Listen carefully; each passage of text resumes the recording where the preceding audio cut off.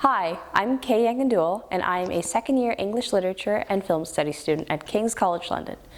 As you have probably noticed by my accent, I'm an American, so I've decided to make a video for all you potential US applicants out there about what it's like studying at King's.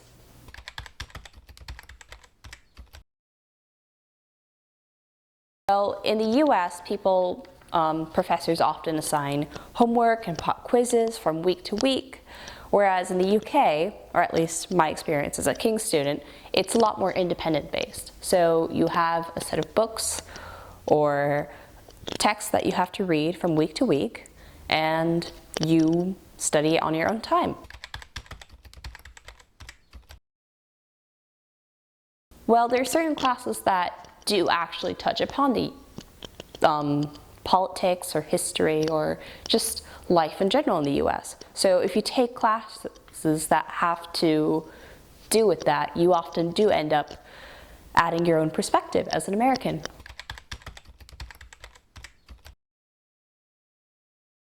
In my experience, being a US citizen is not really a disadvantage because there's about a 33% international student population at King's.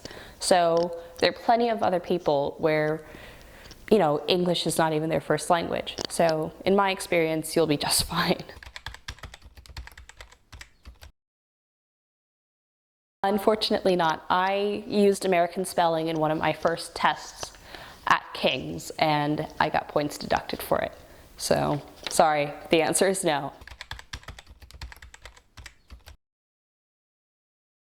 Well, my tips would just be to, study from a week-to-week basis and try to keep up with all of your classes and your lectures to the best of your ability.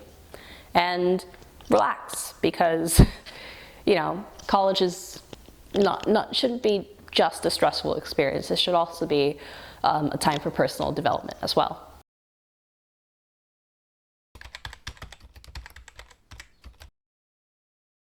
Well, required reading is the reading that you have to do for each week so that you sort of know what's going on in your lectures and then in your seminars. Recommended reading is, like I said, recommended and not something you have to do on a weekly basis. But if you're, say, writing an essay, I always found that the recommended reading was always a helpful secondary source.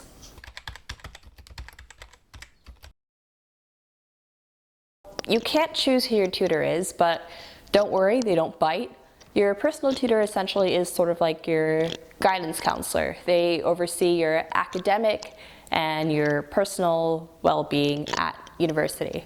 So you do stuff like consult with them about which classes you're going to be taking each semester, or if you want to change out of a class, or if you're sort of unsatisfied with something at university, then you go to your personal tutor, and they're often a really good point to solve your problems.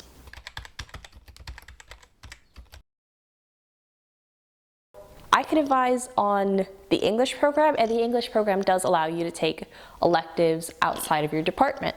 For example, I took electives in film. So, and other people were also, that only did English, were able to take some of my film classes because that was their elective. But again, you'd have to consult your department about that.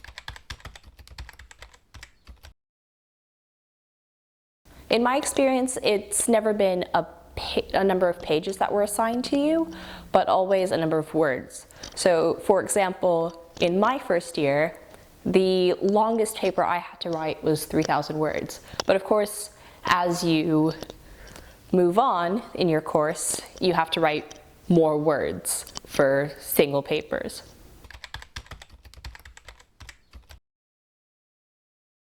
Like I said before, it's independent reading that you have to do each week, so you could either keep up with it or not. But you do have mid-semester assignments, and the feedback for it is usually about 3 to 4 weeks. So, and your mid-semester doesn't really count for a major part of your overall grades. So the mid-semester sort of to gauge where you're at in terms of how well you're doing with a specific class.